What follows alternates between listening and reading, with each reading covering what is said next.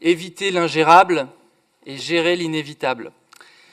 Parler d'adaptation, ça n'est pas simplement parler de la gestion des risques, c'est aussi regarder quelles sont les opportunités dans la nouvelle donne qui s'offre à nous pour pouvoir, y compris, tirer nos épingles du jeu dans les territoires. L'enjeu aujourd'hui, évidemment, c'est de renforcer ces politiques-là et ces logiques-là et d'en faire un sujet transversal dans toutes les politiques publiques.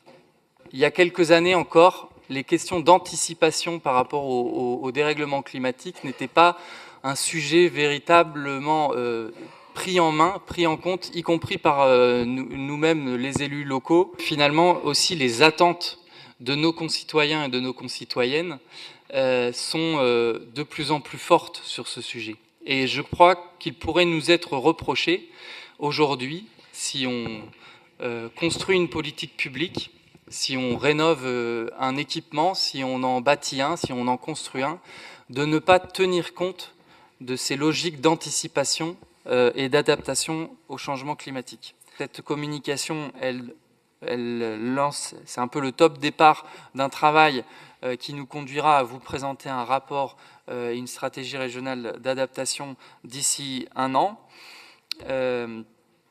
Nous allons mener dans toutes nos politiques publiques un travail à la fois de diagnostic et aussi un travail pour voir comment nos politiques publiques peuvent se transformer au regard de l'enjeu d'adaptation.